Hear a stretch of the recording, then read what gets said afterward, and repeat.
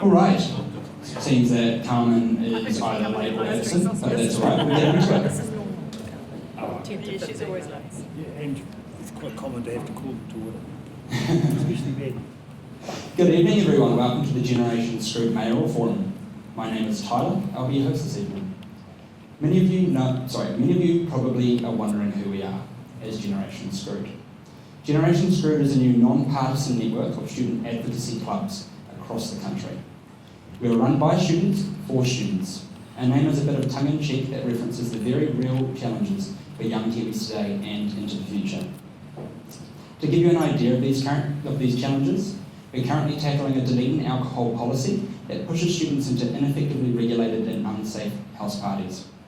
Towards the future, we're fighting home ownership becoming a fairy tale and a snowballing public debt that our generation will have to pay.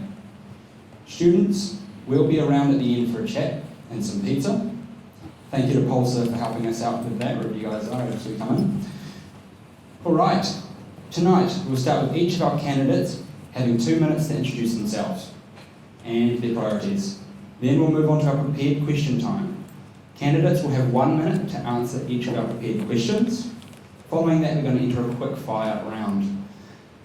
Then we'll open to questions from the floor for you guys for the remainder of the time we have left. Finally, each candidate, you'll have 1 minute to make the closing statements. Candidates, when you have 15 seconds remaining, it seems pretty standard, you'll hear a ding. And when your time is up, you'll hear your final ding. And I will cut you off if you start rambling. So, let's introduce our candidates. First, we have current councillor and Waititi Pirate Queen, Mandy Mayhem. Woohoo! I will be a mayor with flair, ladies and gentlemen. I support the arts, I'm part of our creative community. To me, art is human. Communication and engagement are my strengths. I'm an events coordinator, a funeral and marriage celebrant. I help people guide them through their life events. I sit on the local advisory committee for Fire and Emergency New Zealand. I coordinate our voluntary emergency response group in Waititi. I'm passionate about resilience for all of our communities. I love serving the people of Dunedin. I don't do that for any reward. I just do that because I'm a humanist and I have a moral code and a set of personal standards. The key things for me personally, I want to support well-being and safety of all of our residents and make the right decisions for our children's future. I'm passionate about creating a vibrant city, a welcoming, inclusive, accessible city where all of our residents feel valued and heard. I can lead a cohesive council with transparent, sensible decision making. I'm an approachable leader, focused on getting results, a person that brings people together. I have a vision for the city. With strong leadership and collaboration and clear priorities, we can become great. Currently, I hold several key positions on the council, including Deputy Chair of the Community Services Committee. I'm the Chair of the Disabilities Issues Advisory Group, the Chair of Keep Dunedin Beautiful. I sit on the Music Advisory Panel, making plans to save live music in Dunedin. I serve on the Grants and Hearings Committee. My roles on the council are in community partnerships, which is public facing, so all of the advisory groups are made up of members of the public as well. I was born here in Dunedin in 1972. I'm the youngest councillor at the ripe old age of 52. I grew up in Brockville, State Housing, New Zealand, and then we moved to Waititi when I was 5 years old. I'm part of the Dunedin Longitudinal Study. I have a third dan in Taekwondo. I represented New Zealand at the Kuala Lumpur Asian Games. I tried out for the Barcelona Olympics in 1992. I think that my year at varsity was the Ninja Turtle poster over there. I paid off my student loan last year. Amazing. I only really started paying for it when I got on the council, and I had a payment scheme set up to pay it off, you know. And the tax department took my tax return and paid it all off for me. Andy, sorry, our bell isn't working. I just was going to keep talking until somebody dings the bell, because I'm going to be your mayor with flair. And just snatch the microphone off me. Yeah, so we can do that. Next we have current councillor and prior Vice Mayor Sophie Bowker. Kia ora koutou, ko Sophie Bowker Aho. I'm the mother of a university student, so I'm very aware of student issues. She's moved back home to save money, get some decent nutrition, and also maybe buy some kittens. I hear every day about how challenging it is to be a student, the workload, her 2 jobs to try and balance her budget, the perils of parking, and how the bus service to uni sucks. I meet her friends close to graduating who'd love to stay in the city, but are challenged to find jobs. And I've seen expensive flats that contribute to coldness and health problems. I've heard about the issues around student safety and the lack of good entertainment venues close to uni. When I was about to give up on council, she said to me, if you don't do this, I'll be doing it in 20 years' time. So she is my why. Students are a fifth of our population. We are well known as an education city. We need to work closer as town and gown to help students thrive, to sort out unhealthy flats, address the cost of living, provide pathways for students to find good jobs, get our new hospital built to firmly anchor our medical school, focus on the campus precinct improvements, provide better, safer transport options, and to make sure we invest in fun events to make your time with us shine in your memories. It's a long list and I want to work with you to achieve it. I better give you a list of my experience. That's just 1 minute, is it? That's 15 seconds left. Oh, okay. I've got a Bachelor of Commerce in Economics. I've had 40 years business success at Atlantic Castle where I grew up, and 6 years on council as well. And some other stuff. Looked at my LinkedIn, like Sophie for Mayor. Next up, we have Game Studio Director and Green Party candidate Mickey Treadwell. Kia ora koutou. First, thank you very much, Generation Screwed, for holding this event, and thank you very much to the current councillors and all the candidates. I appreciate how much work this all is. What's up, fellow Zoomers? Just kidding, I'm a dad. Successive councils have really failed to sufficiently invest in the infrastructure of the city. You can see that in the crappy quality of our roads and what's coming up through the streets in South Dunedin. And we've also inherited higher rents and higher rates somehow to pay for it all. At the same time, successive governments have loaded more and more costs onto local governments. Currently, local governments control 25% of the country's infrastructure, but only take in about 8% of the tax take through rates. These are the same governments, well, this is the same government which is proposing a rates cap. So what are they doing with their infrastructure spend? Well, $30 billion for roads of national significance. That's about $2 billion per road or $350 million per kilometre. And $600 million so far for 0 ferries. At the same time, by pulling out the 3 waters plan, they've loaded literally billions onto the 9-year plan in Dunedin. We've had to demolish buildings to make room for higher order housing, which is now being cancelled. And people in Dunedin have died waiting for a hospital which isn't forecast to be open until 2031. So faffing about and cancelling cycleways and playgrounds is not actually the way to address this. The problem is local government needs to be resourced properly, and that's what our leaders, our mayor, should be demanding. If you vote for me, I'll be campaigning to build city infrastructure now so that the next generation won't have to deal with the same kind of problems that we're currently dealing with. Priorities, housing, community, and the environment. Vote Mickey Treadwell for Mayor and Council. Thank you very, very much.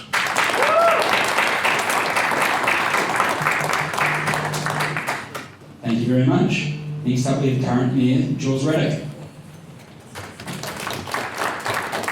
Thank you. So yes, kia ora koutou. Tātou, called Jules Raddick toko ingoa.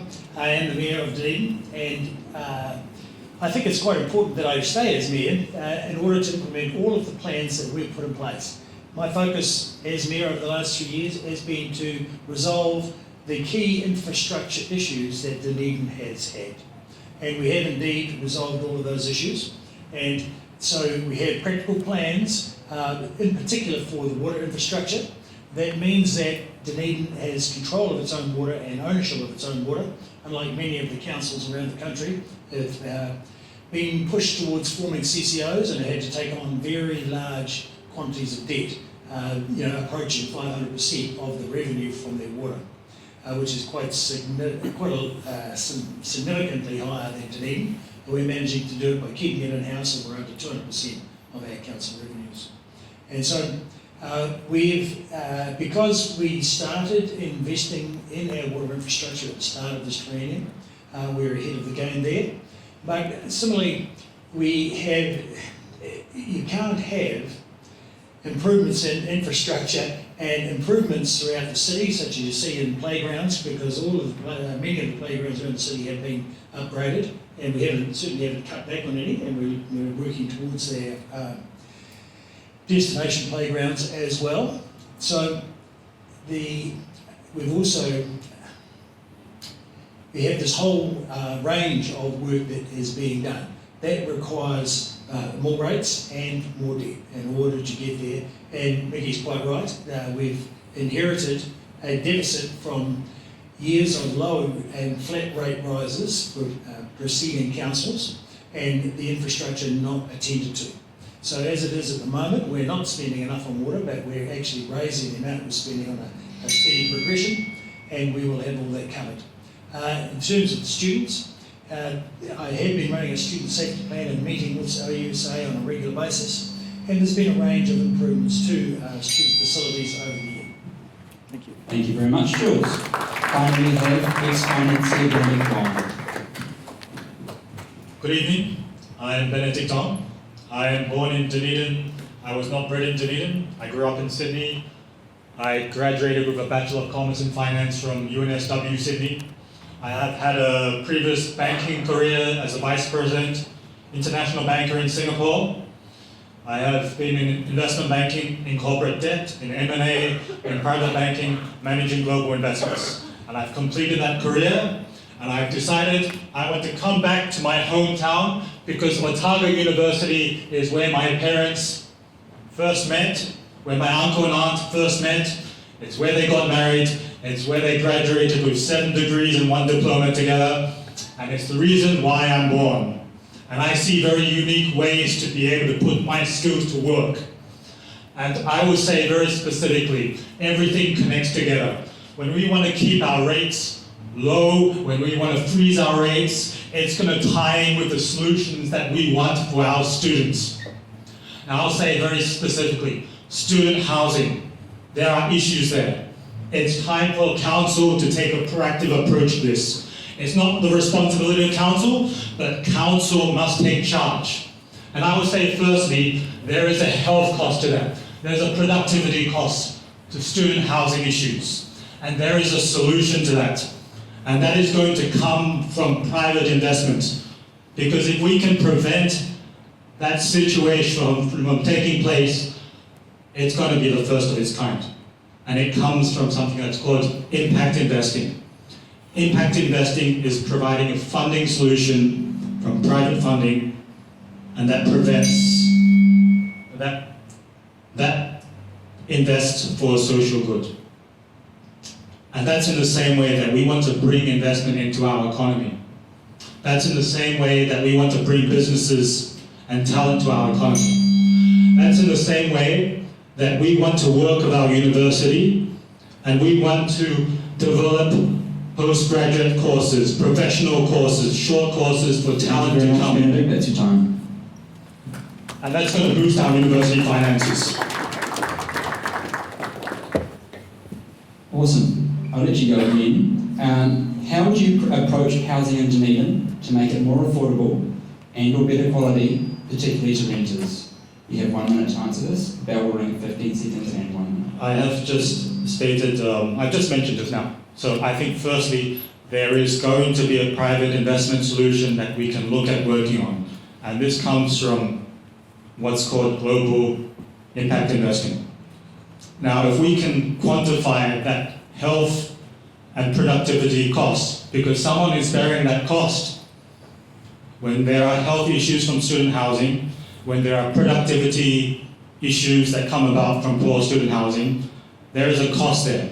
There's a financial cost. And someone bears it. It's local council or it's central government. Someone is bearing that.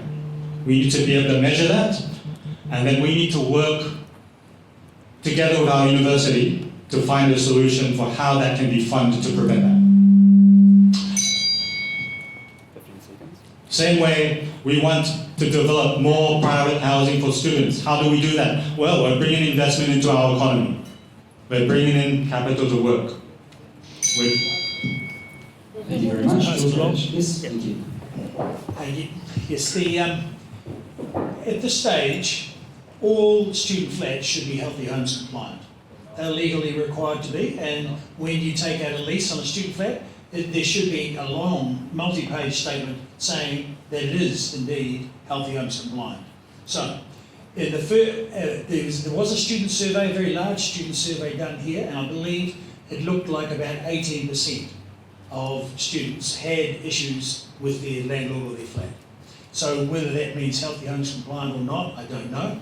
However, in the first instance, I suggested that OUSA have a complaint service, and so that any of the students have somewhere that's a friendly voice to talk to, and then OUSA can advise them how best to take their complaint to the Tenancy Tribunal, because all landlords have a legal obligation, and those cases can be won. It only costs $20 to make a complaint, and OUSA could provide some guidelines. That'd be much better than to get council set up to do Healthy Homes warrant of fitnesses would be a large, expensive logistical exercise. That's not out of the question. Yeah, agree we need to work, we need a rental warrant of this. We need to work towards that. I agree it is a costly thing, it would take time to set up. I think a good interim step is the council should provide an inspection service in the model of the Wellington City Council, whereby there can be requests from tenants specifically to the council that don't have to go through their landlord. Now this is a thing which is already in place. It doesn't require a whole lot of staff, and it's a template we could build on, and it means that you don't have to try and address your problem with your landlord who has a huge power dynamic, differential already.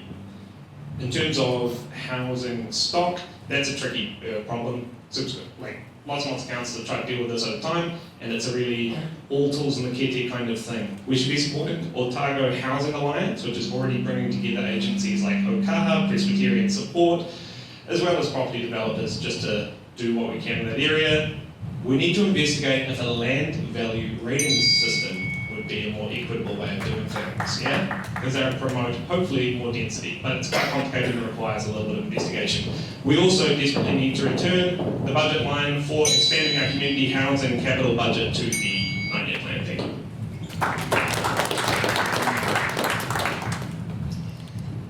Thank you. I think we're all sick of seeing bad student facts on TikTok. That's what seems to come up on my feed. And I also went around with, in the ODT recently, there was a story about a student that had had a really bad experience, and I went around and looked at those flats with them. And I also heard about, I'm going to say how crappy the Tenancy Tribunal was to deal with and how hard it is for students to deal with that. So I do understand the challenges around the students, and I do agree about the rental warrant of fitness, and then somehow seeing how our inspectors at council could help out as well.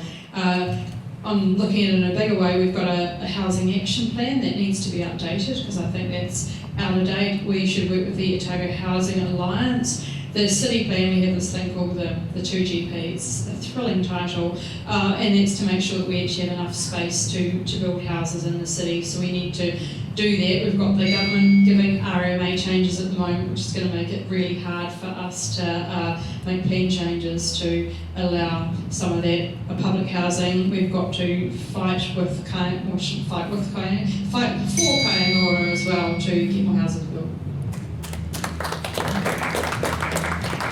I agree with what my colleagues have said about a rental warrant of fitness, and I like the idea of the Wellington service, and somehow the council could support that and reinforce our healthy homes compliance, because at the moment there's not really any sort of penalty for landlords. I agree that there needs to be an anonymous way that you can register your complaints without any fear of anything from your landlord.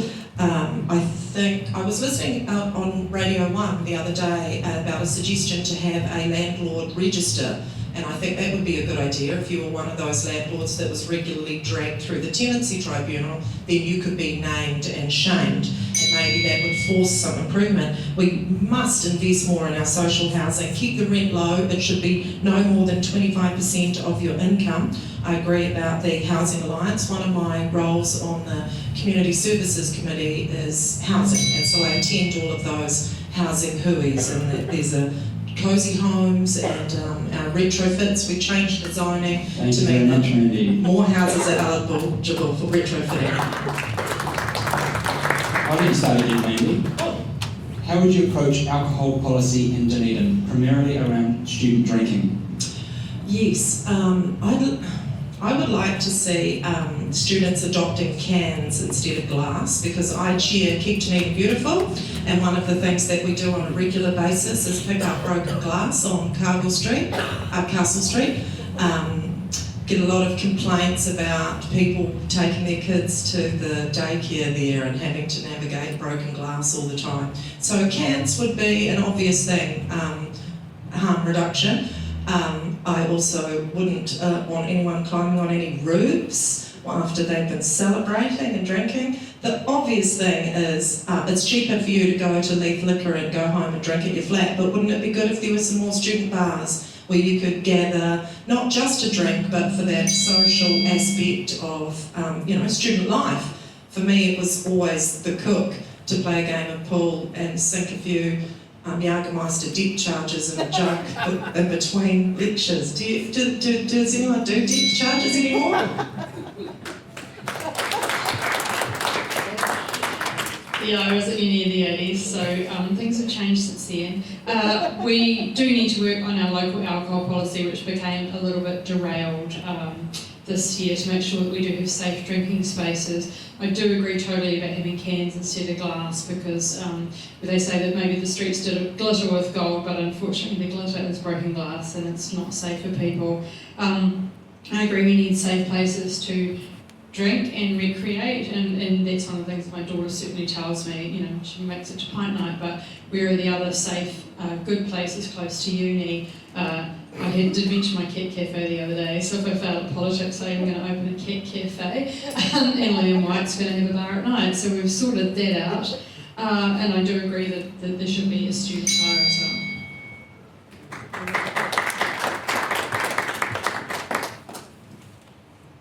Yeah, support for a student bar, absolutely. I think it sort of brings to light a larger issue we have around harm reduction. Obviously, we can't stop people from drinking in their homes, and that is the most economic thing to do.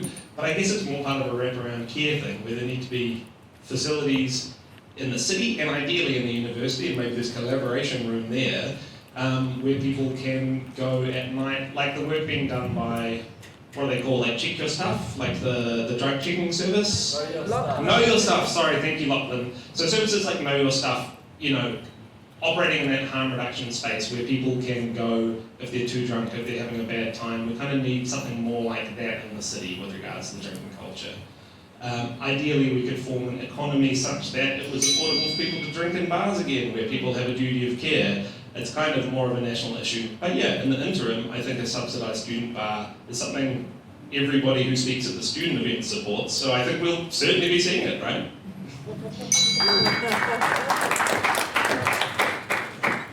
So it's a rite of passage for students to have parties and love to socialise and go out to places to socialise. So that's why they go to Hyde Street and Castle Street and go to street parties. Unfortunately, there are no pubs on campus. In my day, there were 4 pubs here, and I used to frequent them all. But the university closed them down. So the university needs to take some responsibility for getting some facility back on campus. And they missed an obvious opportunity just across the road from here. But people need to work together to make that happen. It's not a responsibility of council. And I don't think the alcohol policy is anything to do with student drinking. It's just people like to drink and socialise, and why wouldn't students want to socialise? So we need to facilitate that, and we need to facilitate drinking that is in safe spaces where there's entertainment other than just getting drunk. So if you have entertainment, for instance, music or quiz nights or whatever it might be at a facility of some sort, then people go for the entertainment rather than just the drinking. I have said 2 days ago at those forum as well. I do very strongly believe in a uni bar for students. I do not believe it needs to be subsidized either. I think a student bar is essential. Firstly, it needs to be a safe space for students. Secondly, it's about centralizing a lot of activities in the university itself. And this is going to be part of attracting students from all over the country, from abroad, to come to our university, to grow our university, and become part of the key student experience. Now, we can also commercialize a student bar. What are we going to do when it's not in use? It can be an event space. It will have food and beverage offerings. And it's very key for council to work very closely with the university on this, because there's a great deal of opportunity when we want to attract talent, investment, students from abroad. Unibar is key to that. Thank you very much. We'll start with you, Jules, this time. Sure. What steps would you take to reduce the cost of living for students? That's a pretty enormous problem to come up with practical measures to reduce the cost of living. To be fair, the government is trying to get the CPI down and inflation and interest costs down. There's very little that we as a city can do to reduce costs through the city, except that one of the things that they have been focused on is trying to keep expenditure of council down so that rates rise not as high as what they could be. But we've got to balance debt and rates and improvements. So we are mandated by government to make many infrastructure improvements, particularly on the water.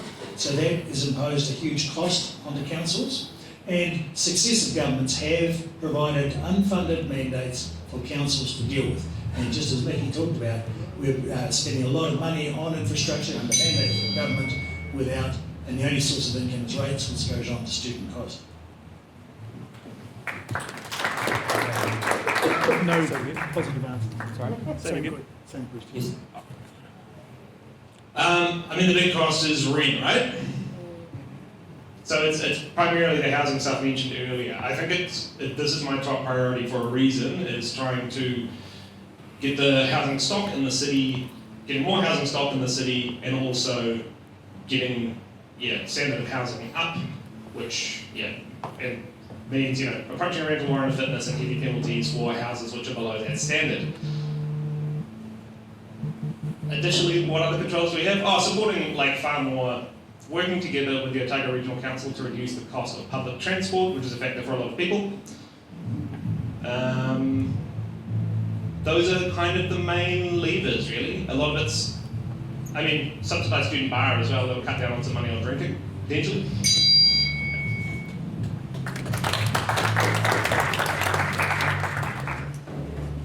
I agree around the accommodation. That's why my daughter moved home, because the accommodation's so expensive. So if we had more accommodation, that might help the prices go down. And I also think that there's a real challenge around the flat grab, which appears to be happening earlier and earlier each year. So maybe about helping to educate students about their rights, and perhaps that they don't need to do that quite so much. I think the student bar was a good idea as well, was keeping those prices down. The cost of parking, always a thing, and public transport, because we live out in New Bay, and my daughter won't take the public transport in because it sucks, quite frankly.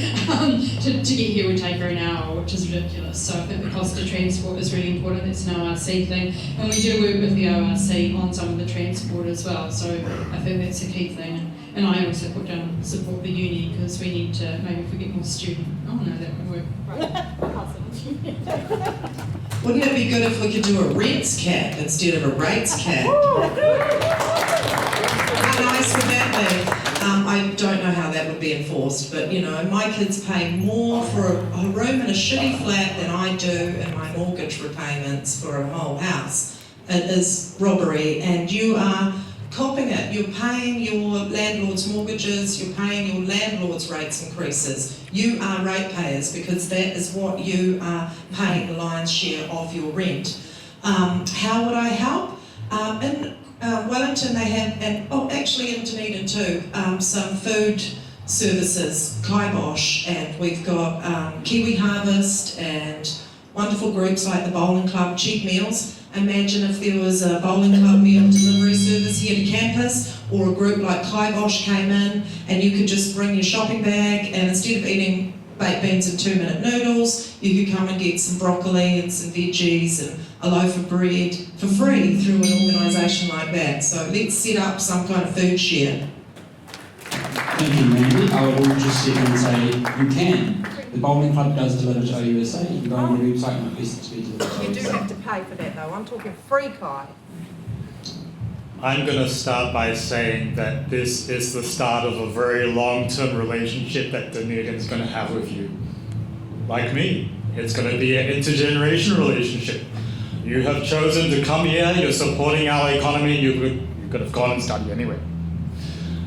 I'm back here more than 40 years after my parents, uncle and aunts, graduated with 7 degrees, 1 diploma here.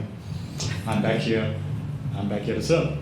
And I would say that if we look at it from that perspective, we have a very long relationship ahead with you. And we've got to find out what we can do exactly right now for you. Student housing, uni bars, those would take a little bit of time perhaps, maybe 6 months, maybe 12 months. What can we do straight away for those students that are most in need? And I would say very clearly, one example, Dunedin City Council has an electricity fund. That provides one-time grants to those households that are most in need. I would say in the same way, to our students who are most in need, if we have savings that we're saving from somewhere else, we just put that to work to the students who are most in need with a one-time grant. Thank you. Awesome. I'll start with you this time, Mickey. Rotate it around. How would you approach council finances to ensure the same, if not better, services are available to future generations and we aren't just left with the debt burden? And we aren't just left with the debt burden, or we're not? That we're left with the same services and that we don't just have to pay all this cost and not receive the same services. We've got two approaches to funding councils presently, and they are rates and debt. Given that we're currently in a pretty brutal cost of living crisis with pretty low employment, we'll be leaning more heavily on the debt to build infrastructure. Now, there's a difference between taking out debt to maintain infrastructure and taking out debt to build infrastructure, and that's kind of what we should be doing, and that taking out the debt helps create jobs and doesn't as badly affect the revenue to debt ratio. We're actually not in a bad position in the Dunedin City Council. We're about middle of the pack in terms of debt and about middle of the pack in terms of rates. And given the costs that are being borne by local councils because of the local government, we should be taking on more debt now, like other councils in the country. That sounds pretty brutal because it means that we're going to have more rates in the future to pay that debt off, but it's simply the case if we're going to provide sufficient services for the city. There's no way forward to make the city more resilient for future generations without taking on that debt now, unless we put on more rates, which is a bad time to do because of the cost of living.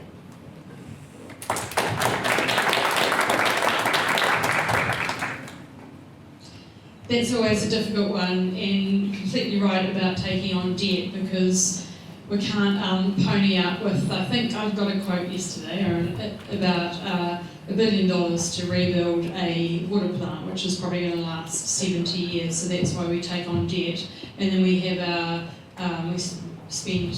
invest about $200 million a year into debt, which is all of the pipes and the pumps and the playgrounds and all that kind of stuff that lasts for generations, hopefully. And then we have the operational stuff, which is the rates, which is about $400 million a year. So if we were going to look at what costs we could manage, I think we need to really get into those operational costs. And there's always a balance. It's like the rates are the services that you're getting for the money that you pay. So if you love the playgrounds, the roads, the water, we have to provide those things. But I do believe we need to do a line-by-line examination and look at some of our capital projects. It's some more. So like I said, I'm on the Community Services Committee, so that we do get money not only from rates but from fees and charges, and of course from parking as well. So when you go to the swimming pool or you pay a fee, that's also income, or pays for that facility, the swimming pool. We are in a good position in Dunedin because we have the Waipori Fund, which is like our safety net. If you look at the other side of the ledger, although there is debt, we have billions and billions of dollars in our assets, $5 billion worth of assets. So, imagine that the city is a house with a mortgage and you owe some money, but the value is much, much higher. We've inherited a lot of gross underinvestment from our forefathers, 150 years of not renewing the pipes, thinking that it was a good idea to dump toxic waste at Kettle Park and things like that. But in the next 5 years, we will be starting to repay that debt. If you have a look at that gigantic telephone book, that is our 9-year plan.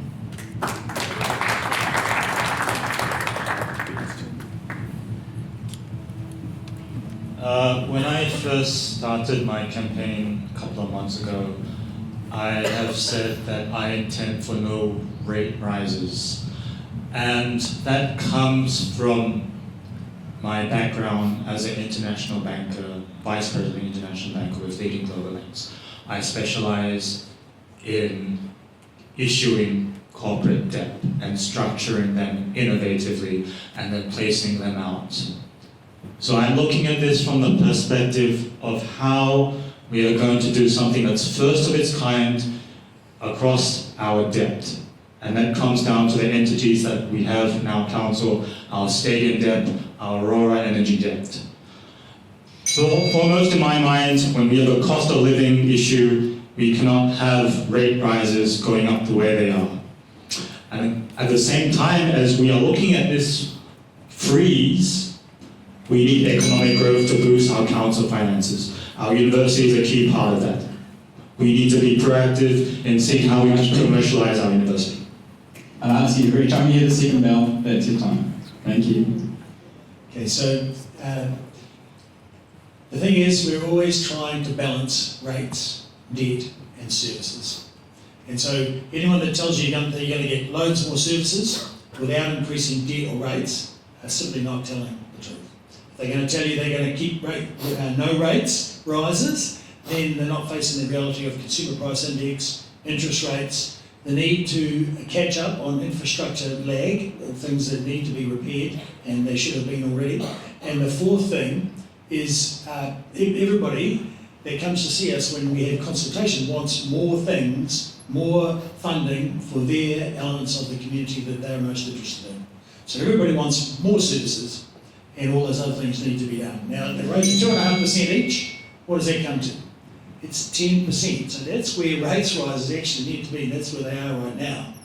But after a few years, the rates will be able to start dropping back down closer to CPI and closer to the rate of interest.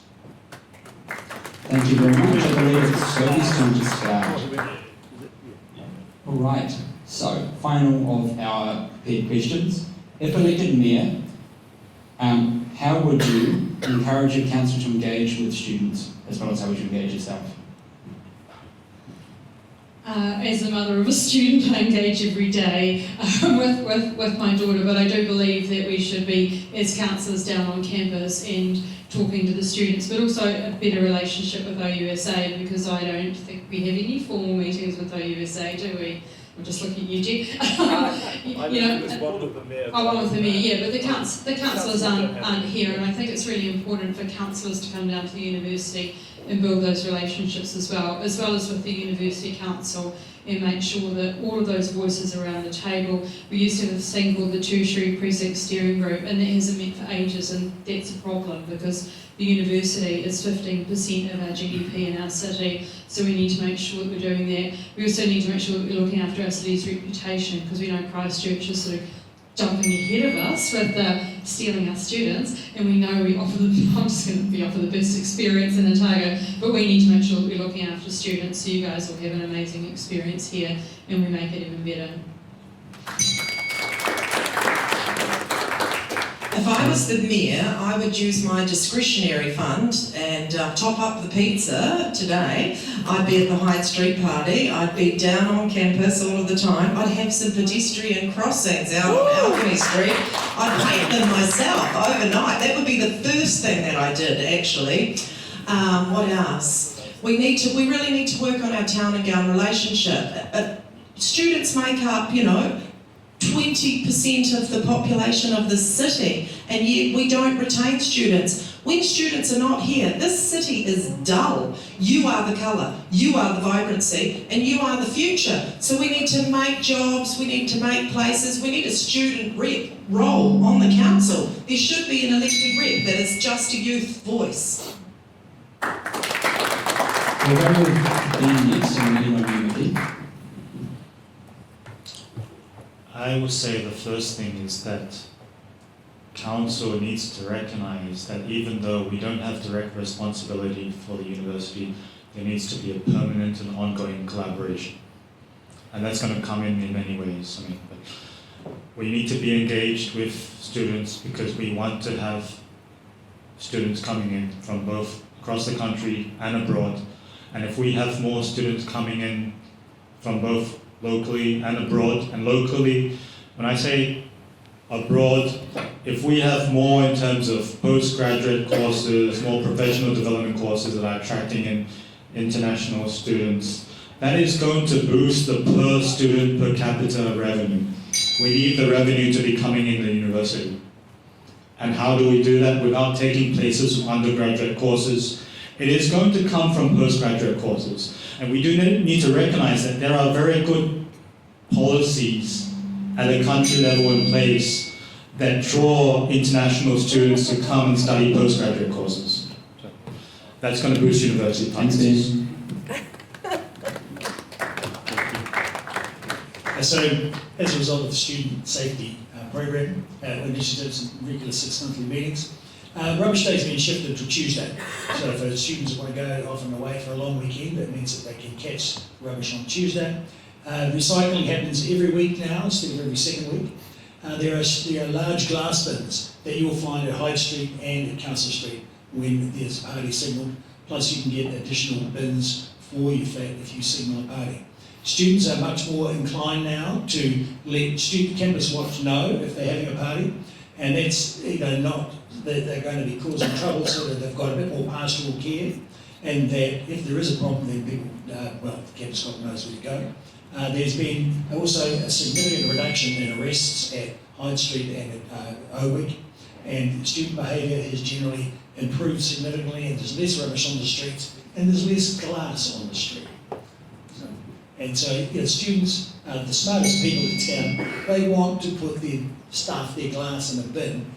So what do you need to do? Give them more bins. I was offering pizza, not rubbish bins. In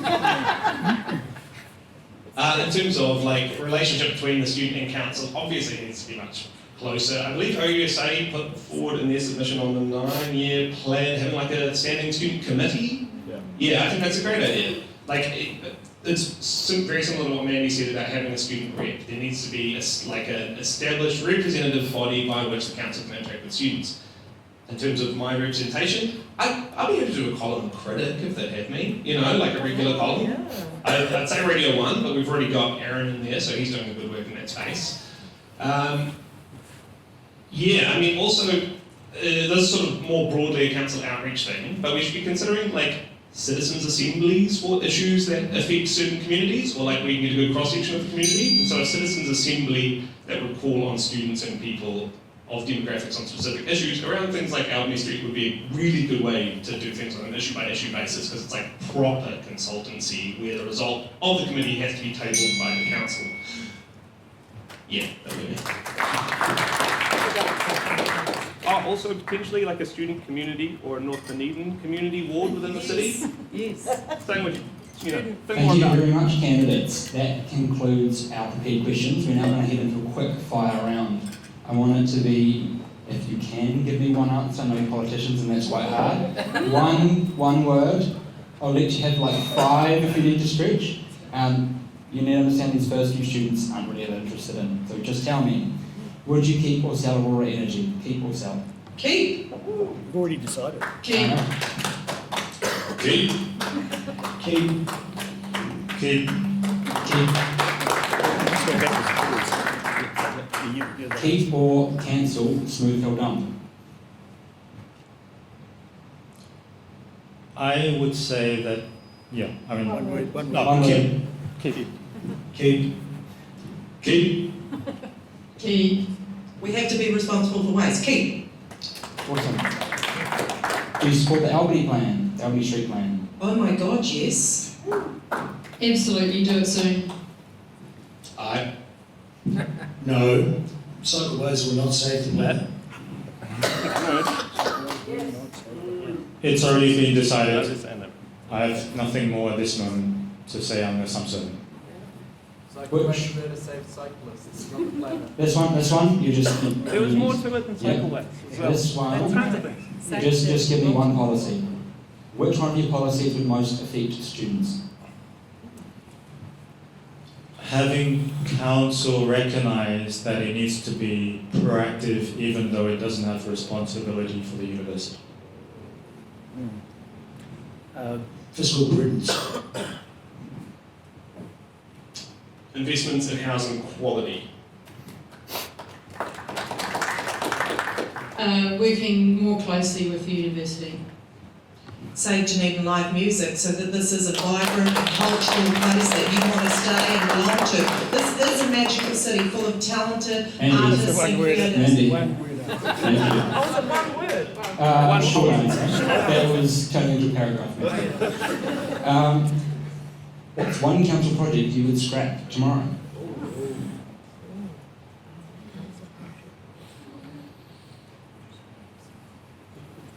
Two. That's really hard. I'm trying to think. Just one. Look, we make good decisions all the time. Everything we're planning to do, it's good for the future. I have my eye on a few because I've been a little bit line by line, sorry, too many words. I've looked at the ISA, which costs us $1.3 million a year to run. Our dormant sister city relationship with Portsmouth, Virginia. I think we can scrap that. There's no cost in that, and we don't do anything with it. But the turning economic development into a CCO, but I wouldn't scrap that, sorry. I'd scrap that in-house ED.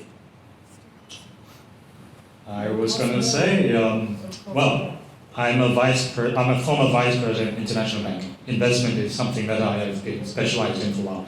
Enterprise Dunedin is One project then. said to be spun off as a CCO. I would not spin it off. I think we could save. And pause.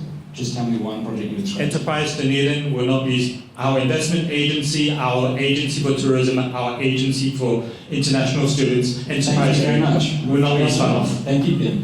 Moving on to the next question. What's one project you would fast track?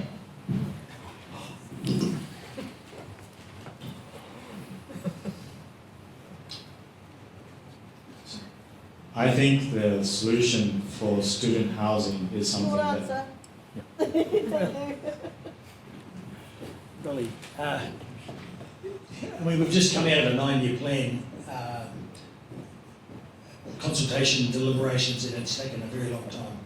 So I certainly haven't got anything in mind other than an internal restructure to Yeah, internal restructure. Thank you. Boring, serious answer. The stormwater work, the wastewater work that's being done to reroute to the new Green Island water treatment facility. Cool, fun answer. Student pub. A for Albany Street, ASAP. Definitely Albany Street, not just about cycling, but about safety, about pedestrian movements, and it needs resurfacing, and it needs resurfacing now. The buses too. If we do the resurfacing, that's 300,000. Thank you, Mandy. Some of you are good politicians, some of you are good at speaking succinctly. Mandy, should we do rate caps? No. No. We actually can't. No. Personally, I've said no rises, but I would say yes, because economic growth is going to boost council finances. Next question. Still yours. Do you think the DCC should be the only local government for Dunedin, thus scrapping the Otago Regional Council as our regional government? I am undecided on that. It's not in our power to scrap it, so I think we should have a regional deal. No. No. We could do the buses, but they need to take care of water. Mandy, name one student issue that isn't addressed enough by council. Flats, the state of student flats, living in mouldy hovels. Flats. It's the flats. It's the flats. While we're on the topic, the flats. Recognizing that there is a financial cost to the issues with student housing and someone bears it, local government, central government, we need to resolve it. Thank you. Seems we're mostly agreed on that one. I've got a question on flats. Does OUSA have a one-pager to give to students who have an issue with their flats? It's how to go through the process. We offer a whole lot through student support. Yeah, but just like a There's one-pager also for them to take away and have a look at it and go back. We do have material available through student support. They do have flyers. Perhaps it doesn't go to the extent you would like. Plus, there's also a residential read. There is. Awesome. Right, next question. The audience is next. Would you advocate in favour of expanding the Dunedin Medical School as opposed to the Waikato plan? Absolutely. Proudly born in Dunedin. And I absolutely did. Sorry, is this like if we could decide that there was the Waikato plan didn't go ahead or something? So the Waikato plan is going ahead. Yeah. If you were me, would you advocate for it to be in Dunedin instead of creating a new medical school in Waikato? Oh yeah, absolutely. 100%. Yep. 100% yes. Right. As is the theme, it seems this year with debates, we'll go on to something a bit more lighthearted. What's your favourite place on Dunedin, Mandy? Woof.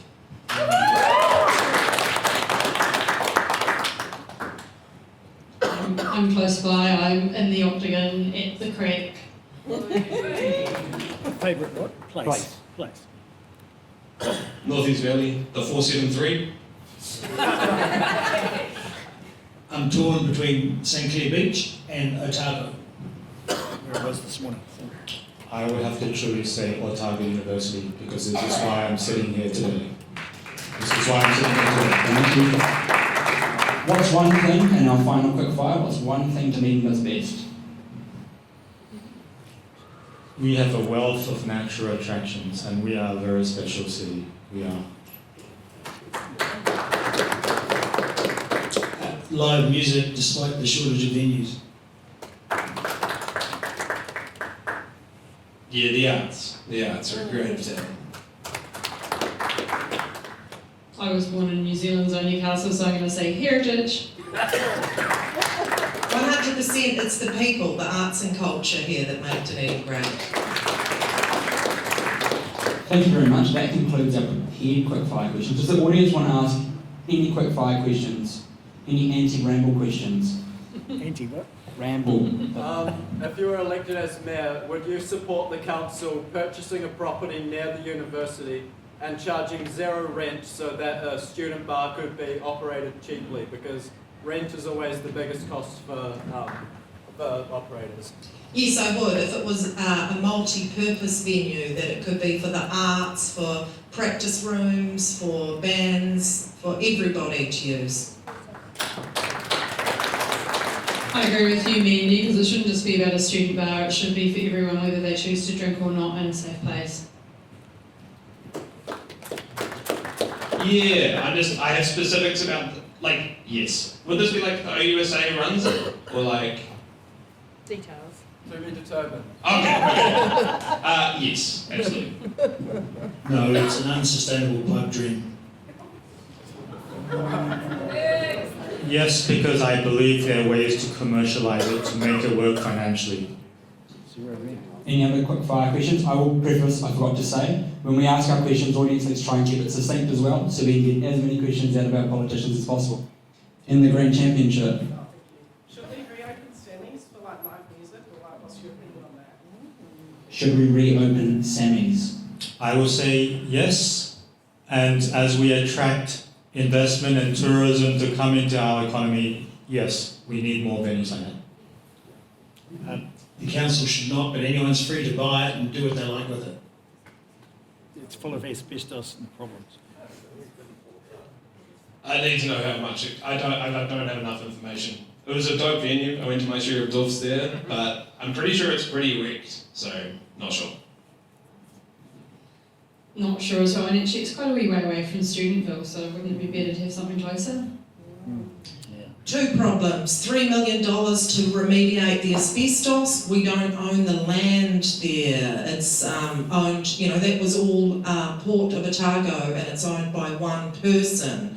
So that's complicated. I think the DCC should sell it and somebody else could make it into a venue. I agree. Another quick fire question again. Would you support bringing back the Southerner? 100% yes. I love trains. Hell yes.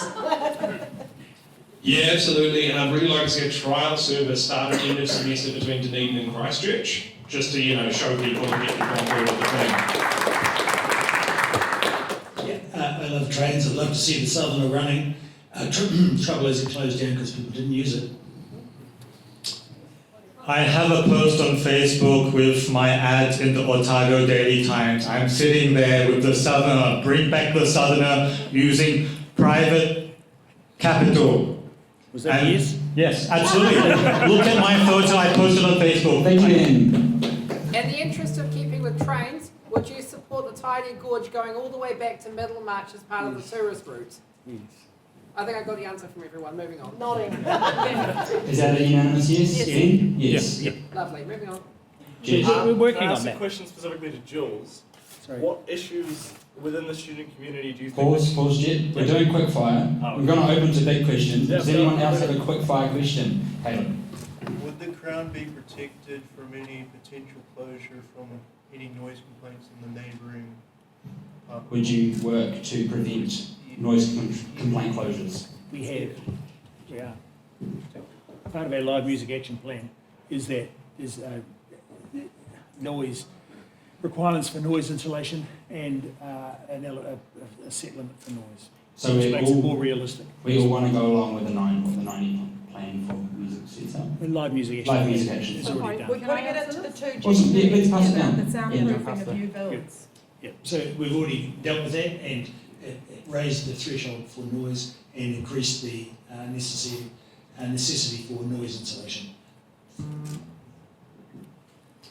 Yeah, I admittedly don't know the specifics as well as Jules, but clearly there is work being done in this area and we need to prevent these kind of complaints whereby developers build houses next to popular historic venues and contribute to them getting shut down. We can't lose the Crown. It's been here for like 150 years.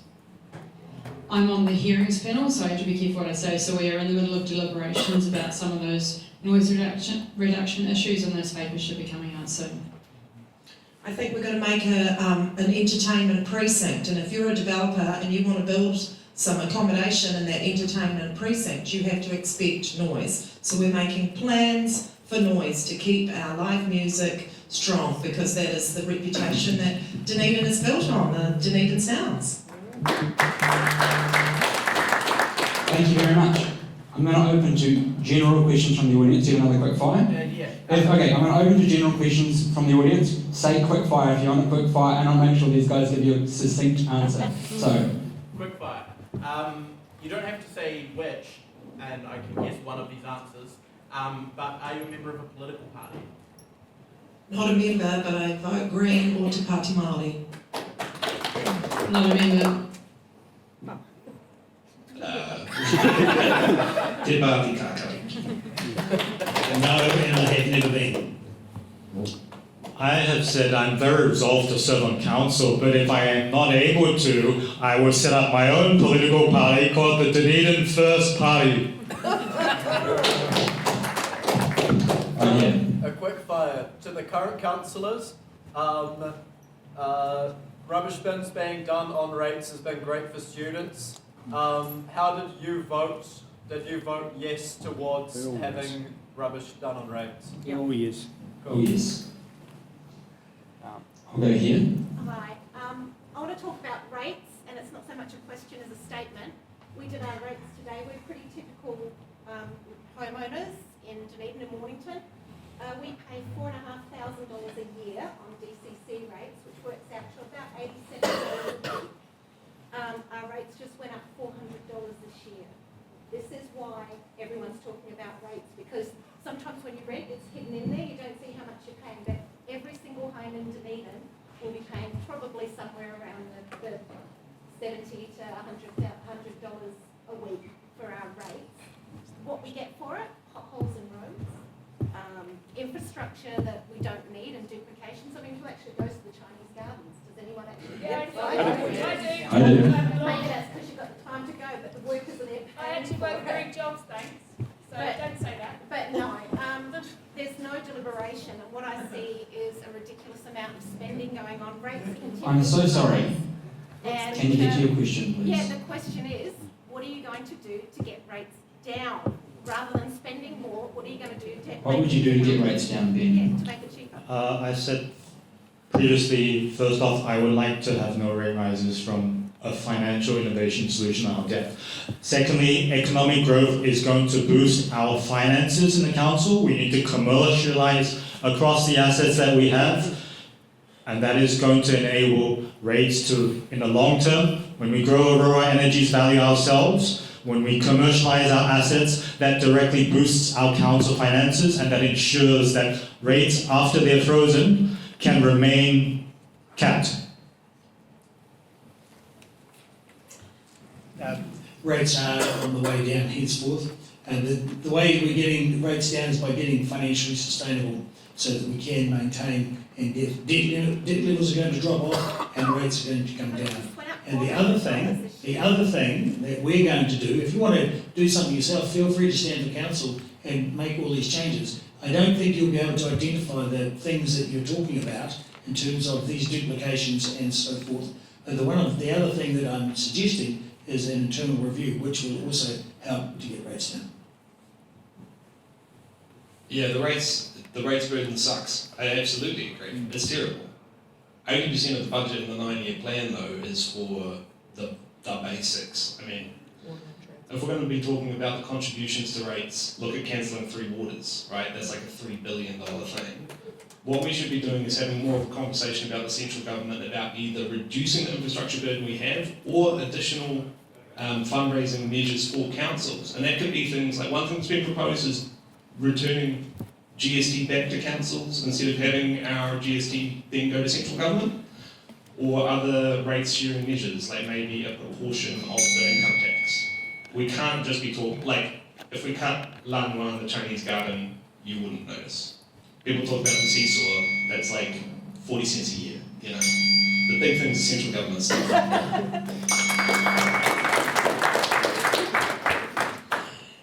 So as Mickey says, 80% of our operational funding goes on infrastructure. There's the 3 waters, the roading and footpaths, and I feel your pain about some of the potholes, and the council does try its best to fill those as well. There's city properties, community recreation, and then there are other things that make the city vibrant as well. But how to get them down, I intend to have a line-by-line examination of the accounts, because there are things that we can save money on. We need to re-examine our capital projects as well, because we don't get right down into the detail of those, and there's also other models of getting better reporting so we can understand where that money is going. We need a grants review. We're also looking at bringing, or we want to look at bringing parks and reserves contracts into house to hopefully save some money for us as well. We need to push back to the government on unfunded mandates, because we are constantly doing a whole lot of work that the government puts on us, especially with all the legislation change. Well done. I agree with Mickey and Sophie. We had our transport budget cut, so part of that is waka kotahi. A huge part of it is we just receive constant hiding from central government. Every single day there's another curveball for us to navigate. It would be great if some of our income tax come back. When you pay your road user charges, none of that money comes back into the area. Mickey alluded to earlier that we're just funding, all of our money in the South Island is funding a tiny piece of, a piece of transitional highway, one of those, what do they call them? Roads of national significance. Nationally significant roads. Give us that money. Yeah. And then your rates will go down. Thank you in blue, dark shirt. Because I was so short. Juice shirt. I'll just say one thing, that since I've been mayor, I've been consistently lobbying for a share of GST. Because the money that's spent in the community should be returned to the community. What that would do is give local communities a share in the economy, the local economy, but it would also solve the tourism issue for places like Marama, Tekapo, Queenstown. Having 2 bites of the apple. Thank you. With regards to student mental health, it's been pretty abysmal being able to get access to resources and facilities. So, we directed at you first, Jules, what has the council done? I don't know if that's even their responsibility, but what has the council done and what is it intending to do in the future to make those services more accessible? To make those services? Mental health services. Health New Zealand is where you need to address that question. However, I have had discussions, with OUSA about that. It's a constant problem. A friend of mine used to be a doctor at student health back in the day, and we went on to become a professor at the med school. And so I was very aware, because we discussed that issue, but it is huge and it's fraught, and it's not an area that council can provide funding for. It's not within our jurisdiction. Thank you. Do any of the other councillors want to add to that? Okay. Question?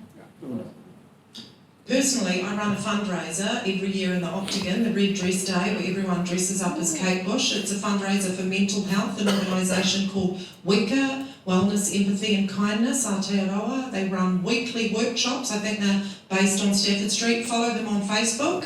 They put out a mental health toolbox, and they give you lots of tools that you can help to self-regulate. They run peer support groups. I believe there's a men's group at the bowling club. These are free. I'm just thinking off the top of my head, networks that are outside of our institutions, because we know that mental health has dropped ball.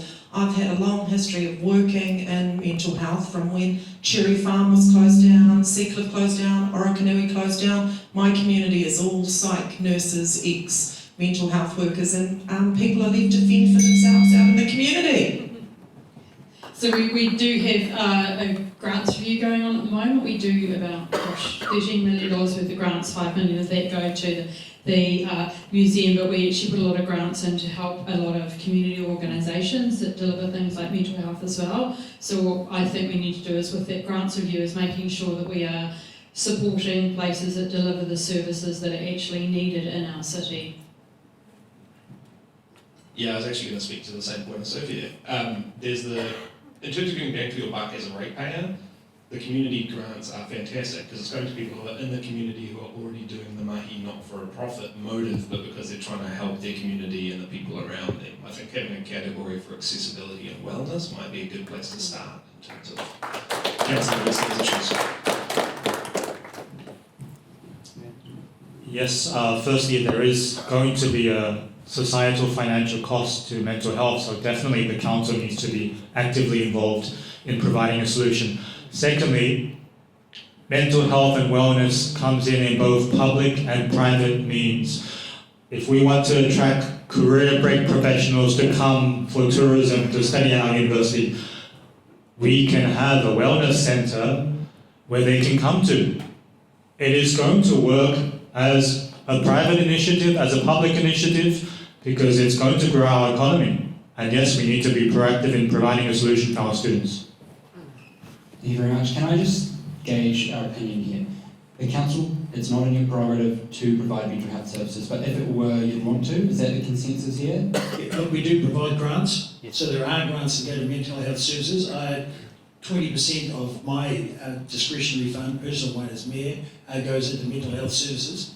But not only that, we've got a range of initiatives to provide interesting things to do in Dunedin. And so when I do a welcome speech to the new overseas students, I tell them 10 free things to do in Dunedin. So to me, one of the key things that we can do is provide entertainment, playgrounds for kids. Sorry, you're going off. Okay, now, any further questions from students? I'll prioritise students, sorry. As we know, the voter turnout, the split bar, voter turnout in elections is not, local elections is not that great. One of the things, would you advocate lobbying the central government to hand over control of running local elections to the Electoral Commission? We are. LGNZ is doing that. Ben, it seems we've got a consensus here. Yeah, We're all lobbying. we're doing It's a yes. Consensus, there we go. Yeah. Troy. G'day, my question is, we've got one of the nicest stadiums I think I've ever been into. What are you as Mayor going to do to bring more events to Dunedin and actually utilise our stadium? Quick fire or normal question? It can be normal. Yeah, so I'm a former international banker. I've covered dozens of countries around the world. I've worked for Swiss, Canadian, Dutch, Singapore banks. I'm going to tap across my global network. I'm going to tap across the companies I've advised. And yes, I'm going to say we have a very special city. It is better than anywhere else in the country. And yes, I want you to bring all these relationships to our stadium. We want to maximize our stadium. So the thing that we've already got is a stadium events plan. So that's a freshly evolved thing. And one of my suggestions for that is a music festival, nominally named Dunedin Sounds, where we could start with a range of local music, but it could have anyone. Was the question about attracting stuff specifically to it or using it? Sorry, I forgot. Just trying to bring in more events to Dunedin. Bringing in stuff specifically to Dunedin. Okay, the stadium events plan is actually a pretty cool plan. I also would be interested in looking at esports as a thing because it's a covered stadium, but which could actually work quite well for it. So, been talking to the good folks at the Centre of Digital Excellence about that as a possibility. You know, a rising spectator scene. So yeah, that's my other avenue. It's absolutely on the phone. Yeah, we talked about that specifically. So we have the Dunedin events plan, which is looking at the issues or the ideas about bringing things into Dunedin. We've put $2 million extra into the stadium to try and bring more events in here, but we are fighting in a really crowded marketplace, I call it, to purchase events. So I really do think we should be trying to grow local events. We've got the Beer Fest, which is one of the, happens once a year. It probably should happen more often. And also, well, I like the Beer Fest. and grow more local events. What the others have mentioned is that we do incentivise for big international acts to come, and they want millions of dollars because it costs them so much money to come to the South Island in general, and now we're going to be competing with Christchurch. What Sophie was saying, local events, things like Moana Nui, I'd like to see community events happening there, weddings, funerals, bar mitzvahs, why not? We've paid for it as a community, you should all get a subsidised rental and be able to use those facilities, not just the turf, because there's other areas, meeting rooms, spaces, parking potential. I think it $750,000 community fund. So get amongst it. We should be there every day doing something. How about a Teddy Bear's picnic? Okay, I'll go Caleb in the front here. Just a quick question. Would you turn Forbury Park into housing, flood control, or something else? I think Forbury Park is a strategic asset. As we remediate Kettle Park, it will be a useful space for us to put the earth, the sand and any remediation material right there. So we're not going to have to pay for storage. That's part one. Part two, in the South Dunedin Futures Plan, we would look at some areas needing to be flooded, like sports recreation facilities, and I think that Forbury Park could just be a big bathtub full of water to protect housing and then drain it away to the rain. We'll try and make it succinct. Just get to... Mandy did a good explanation because it's not an either or, it's actually a bit of a game of chess, and Forbury Park will enable us to do solutions in South Dunedin. For the 7 South Main future plans involve resurfacing the water to some degree or other. I mean, all of them ultimately do, but it's a good opportunity to bring back some of the mauri of the Wai in that area here. It should be used as a waterway, ultimately. Agreed. Next question, I want to go back and then read to Papa. So, what's one thing that you would do for climate mitigation, that is to reduce our contribution to climate change, and what's one thing you would do for climate adaptation, that's to help us adapt to the effects? Low carbon solutions around the world. I can say this as a global former investment manager. It's a multi-trillion-dollar industry, and this has come about since the late 2000s. There has been over $2 trillion around the world that's been allocated to low carbon solutions. We want to tap that capital. It's capital that has been prepared to put itself at risk. It's led to the rise of Tesla, renewable energy around the world. We're going to find something that can be done for that here. We've got 10 minutes remaining, so I'm going to say every single question we have now doesn't have to be quick fire, but try your best as politicians to give as succinct of an answer as you can. Okay, so two things. So we, as a council, we're going to be in a position to provide low interest cost loans for rooftop solar. So try and get as much rooftop solar as possible in the city. And I've forgotten the other part. Climate adaptation. Oh, adaptation. Forbury Park. We purchased Forbury Park, and we're getting all the water. We need to drain the water to Forbury Park and pump it from there. Commit to high spend option for the Carbon 2030 plan, increase frequency of public transport in collaboration with the ORC, and in terms of mitigation, we have to make sure that we are committed to delivering the preferred South Dunedin option, that is to say, the option which is preferred by the community of South Dunedin. I agree with Mickey. I voted to put the $100 million back into the budget, and I also support the South Dunedin future option. I also supported doing a climate adaptation plan for the whole city, because we've just concentrated on South Dunedin. We've got a lot of coastal communities at risk. So step one, make a plan. Step two, do it. What Sophie and Mickey said, and I've been advocating for years for coastal management plans for all of our low-lying communities. I was on the Waikuaiti Coast Community Board, and we've got not just South Dunedin, but places like Karatane, Long Beach, Aramoana, they're all facing exactly the same issues. And we need to help our people, we need to be resilient, and what the others said.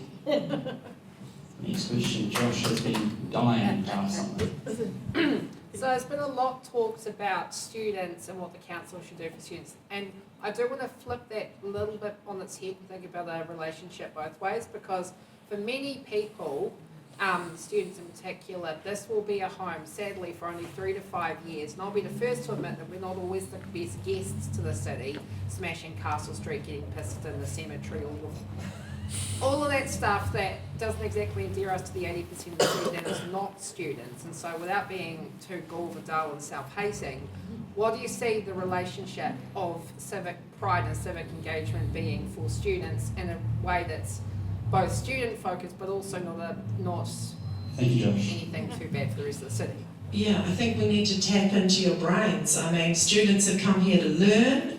You're young, you've got a lot more knowledge, a lot more tech skill than any of us. So I think there's an opportunity there for innovation, and that students could be putting into, it's that what I went back to about our student on council. You could be telling us how to use our tech devices at least. That's what my daughter does for me. I think that we do need to connect more with the students, because I think I used to call it the Bermuda Triangle, which is students kind of live in this little triangle and don't come out and see the city. So I would love to see more students connected with the city, and I'm a mentor for Ignite, and that's great for getting the students connected to the not-for-profits and helping them as well. So I wish that we connected more students with more businesses so that they could contribute to the city, and I mean, I'd love more students to stay.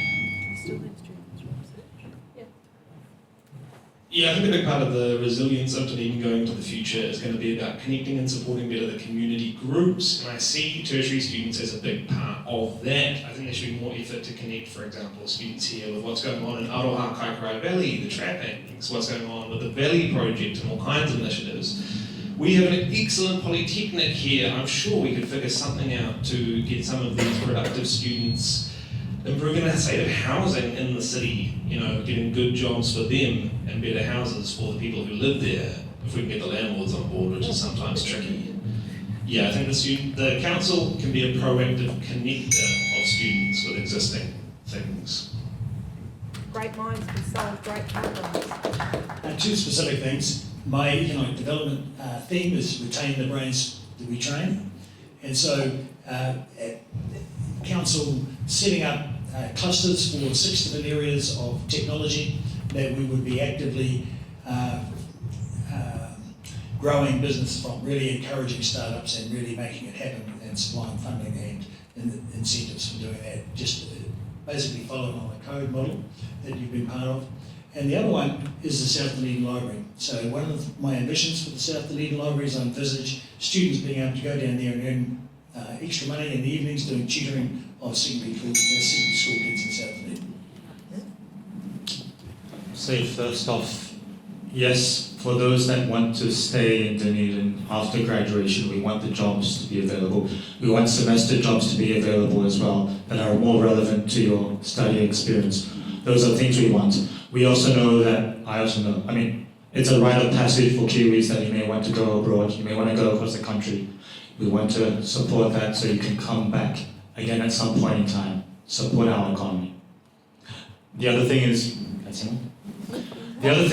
yes, I see many young students here. We have to have a much broader base of students, postgraduate students, professional development students. Thank you. Thank you. At the back here. Can I just ask, under a time when there is polarisation and we're under cost constraint, what would you as mayor do to support the rainbow student community? So under a time where there's polarisation and cost constraints, what would you do to support the rainbow community?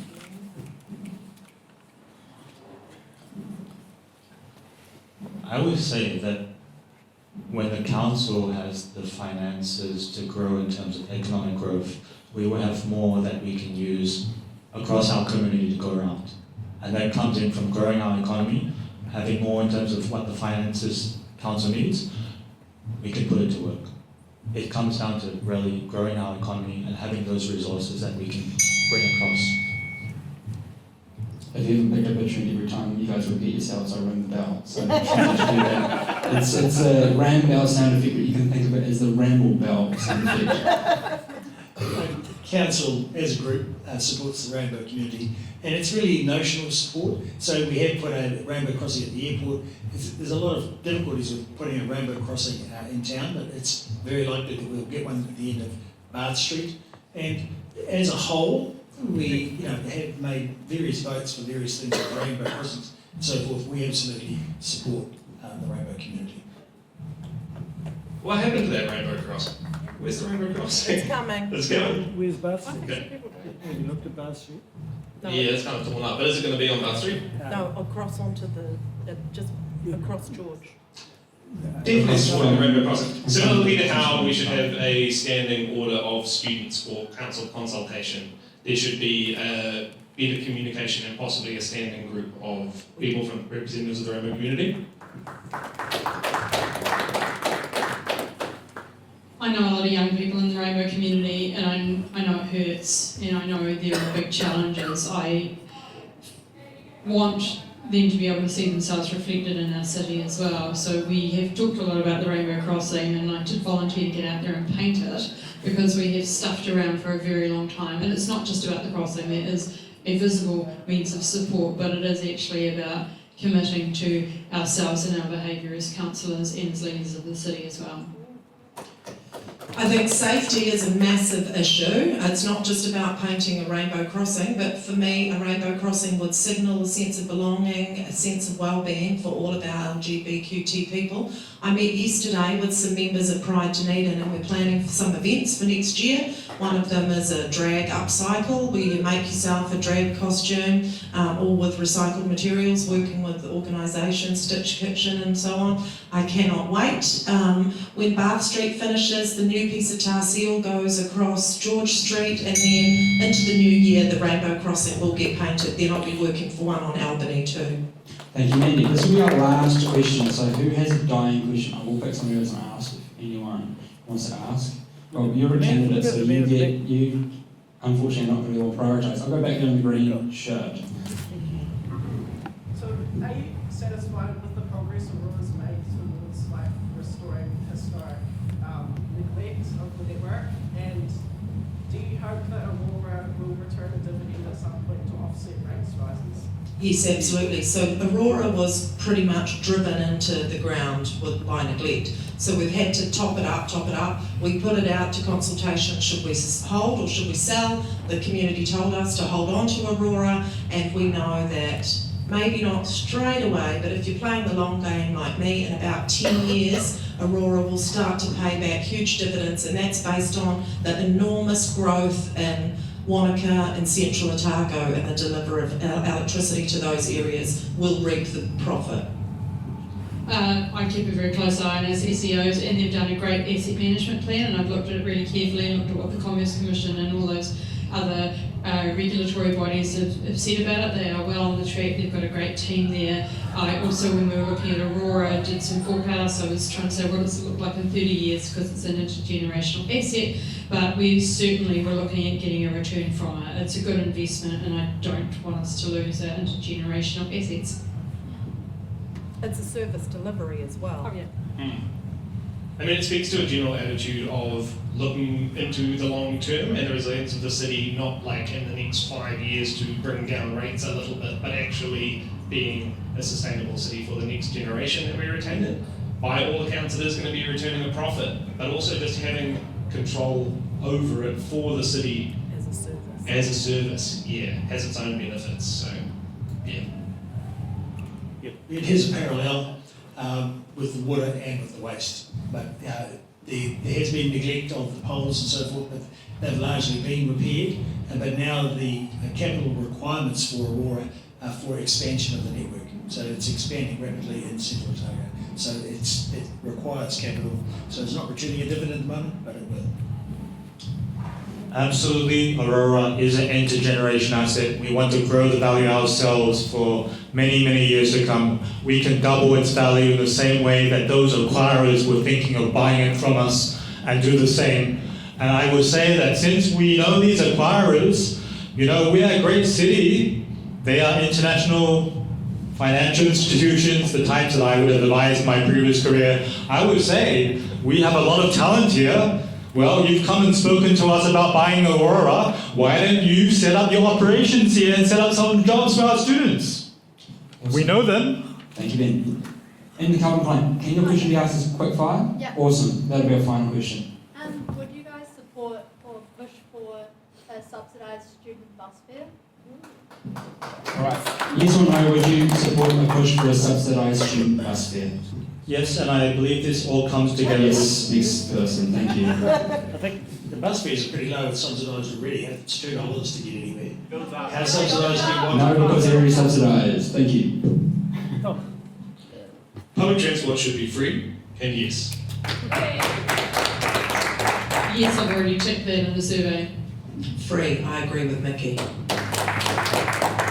Awesome. Sorry to rush you two guys along. We're actually 3 minutes over time.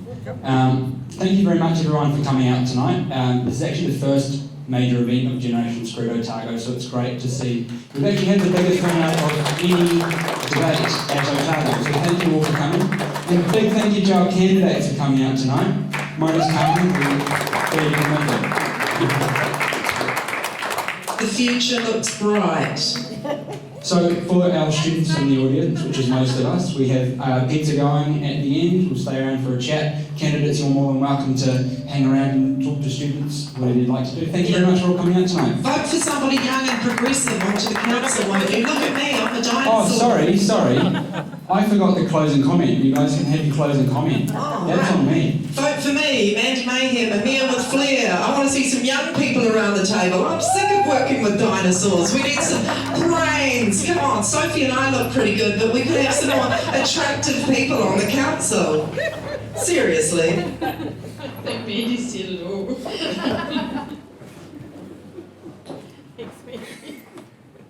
Look, we've been talking a lot about the little nickel and dime measures we can do to, cut down on rates, but I think we should be leading with the public good that we want to build as a city.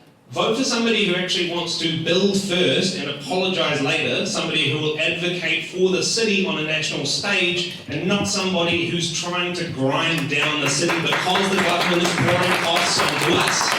We've got this thing backwards. Vote Mickey Treadwell. Thank you. We have a lot of progressive plans in place, in particular for the infrastructure. We've increased their water spend by double, so we're actually got a lot of plans in place, including, we talked about heritage, stadium, events, a lot of music action plans. So as the Mayor of Councillors, we've evolved all those plans. I'm the best person to ensure that they get implemented. So I vote for stability and a balanced approach to rents, debt and services. I'll say again, this is the start of a very long-term relationship you have with our city. An intergenerational relationship. Secondly, everything connects together. We need to have a proactive approach to having the solutions for our students because it's going to connect with economic growth, investment to our economy, growing our economy. Everything connects together. We're not a large community. If we have the solutions for our students, it's going to benefit our economy. Thank you very much. Again, a big thank you to our attendants. Thank you for Mandy for coming along. And thank you to Mandy. She had 2 days notice and the school came out when Mandy couldn't come. So round of applause for Mandy, please. So much to say. Thank you very much, guys. Pizza at the back. Candidates are around if you want to. If you want to be involved in the student movement, if you don't actually want to stand for council, but you still want to tell them what to do, Generation Street is the place to go. Thank you, guys. Can we just get a photo with everyone? Carmen as well. I could have seen extra. I was trying to ask